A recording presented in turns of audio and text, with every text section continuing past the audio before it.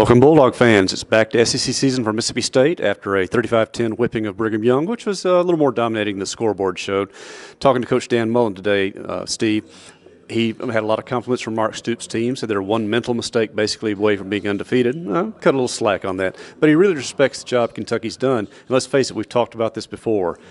No matter what the bettors say or what the pessimists say, this is a series that really gets tight and tense between the Bulldogs and the Wildcats. Yeah, even in the worst of times for Kentucky and the best of times for Mississippi State, this is, other than the 2015 game, it's been very competitive. In fact, we had one here a few years back where outside of a game-saving tackle, Mississippi State probably loses to a Kentucky team that had a losing record that year. So for some reason, Kentucky, and maybe it's the familiarity of the cross-conference rivalry, permanent opponent type situation, but Kentucky always seems to play State very, very close. In the 20 years before Dan Mullen got here, it's almost a 500 series. Mullen's had the better of it as of late, but that's no slight on the Wildcats, who have played the Bulldogs really well.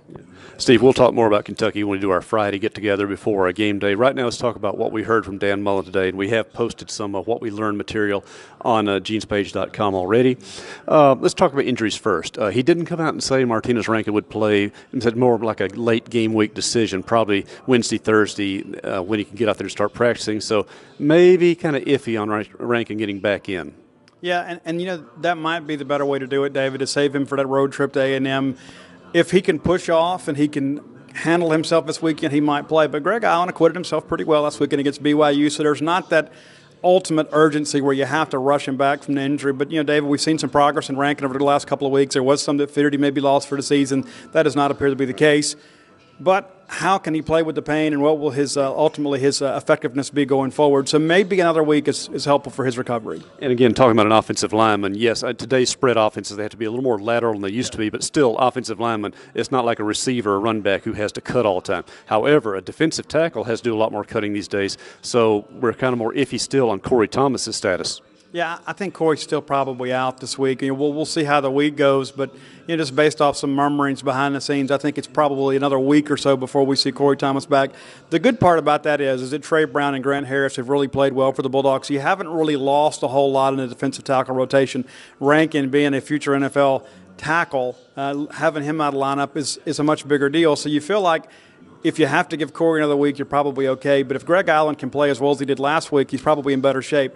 The edge rushers at A&M, a little more of a challenge, shall we say, so Rankin might be better served playing. Not that we're looking ahead, even though we are. So we can do that. We can do that. Also, the other injury situation, Michael Story did not play in the game against Brigham Young. As it turns out, he could have played. He was cleared by the physicians, but they thought he'd missed too much practice, so they saved him for this week. And Darren Parker got a chance to get a few snaps out there at the guard position, always good developing depth. Now turning to the Bulldog attitude. Talking about Nick Fitzgerald and 19 of 30 passing game, got his percentage up a little bit. We talked about Saturday how he was throwing high quite a bit, but what Coach Mullen had to say today, though, was not so much about the mechanics.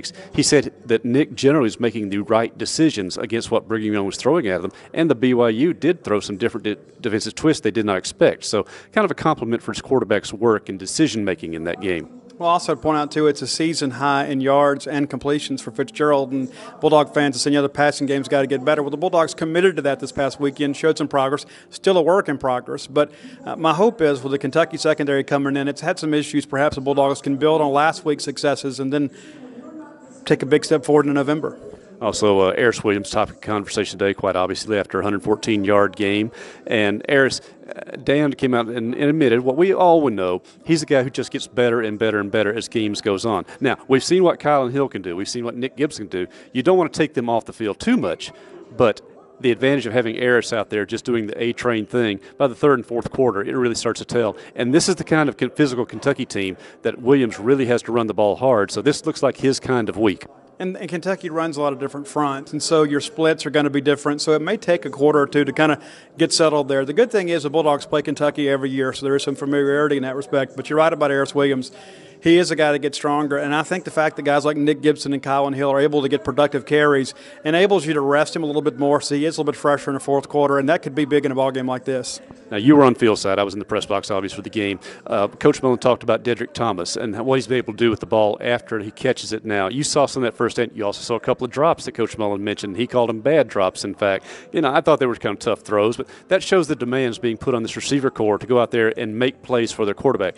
Talked a bit about Thomas, and and for that matter, the other receivers like Jamal Couch and Reggie Todd and people like that? Well, Thomas is a guy that we've known really kind of has that jitterbug, mentality. He's a guy that can cut on the diamond, and if you miss a tackle with him, it's a very likelihood it's going to be a touchdown. He's more likely probably a slot guy than he is a wide receiver at this point. Yeah, there's no question about that. And I think he needs the full field to operate and give him the chance to get paired up with the safety. He did have a kind of a tough luck drop there right in front of us on the sidelines on Saturday. Would have been a first down. Bulldogs ultimately converted on that drive, but the drops have kind of become a bit of a concern in the past few weeks. That's probably the thing that's holding this team back from being a good team to potentially being a great team because of the fact the rushing game is there. Bulldogs among the league leaders, third in the conference as a rushing offense, 17th nationally. Pass protection, you've been good. Third, 3 sacks allowed, which is good for third nationally. And so you're starting to see the other pieces come together. The rushing game is there. Fitzgerald's starting to get a little bit better. The wide receivers now need to kind of take a step forward. And I believe that's what's really the chore for this team in the second half.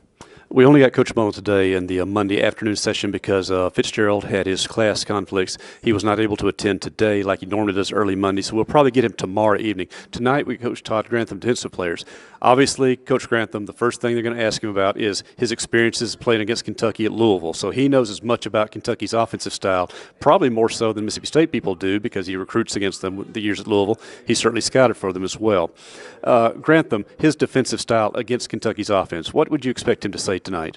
Oh, I think they want to get after quarterback. I mean, Stephen Johnson's a guy that is a little bit streaky, and he's a guy that he has this arm strength to hurt you down the field.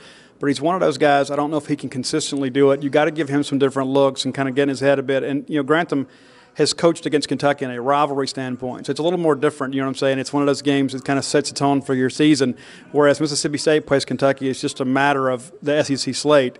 Grantham, on the other hand, knows the emotional part of it from coaching at Louisville, so I think he may have a few tricks up his sleeve. The flip side, too, is that Kentucky knows what Todd Grantham likes to do defensively. And so while there's an advantage for Grantham, there's also an advantage for Kentucky where they might throw some different wrinkles that Bulldogs hadn't seen on film yet.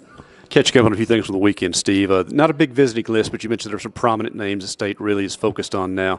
What's the feedback on them from the weekend game? It's been very positive. And, listen, Bulldog fans, you need to do a better job this weekend with Kentucky coming in. You need to be here with cowbells in hand. We talked about it, and true maroon tidings to all that made the trip for the 11-8 kick against BYU. I understand it's a 1-5 team in a non-conference, but your team is playing, and when your team is playing, you need to be in the stands. So that said, need a big crowd this weekend. That said, many of the recruits didn't really reference that. They talked about the fan support and talked about the cowbells, which is what you'd expect them to say. Jerome Carbon, offensive lineman from Cordova, Tennessee, was the only official visitor this weekend. Had a great time. Both parents made the trip, spent a lot of time with academic folks, did the things that you would expect recruits to do if they were giving your school serious consideration. So I believe that Mississippi State helped themselves this weekend in that respect, and I believe that Bulldogs are in great shape with him as he prepares to visit Tuscaloosa. Now, that being said, Tennessee and Alabama are probably the other two pair of the top three. So they'll play this weekend. His interest in Tennessee appears to be waning just a bit.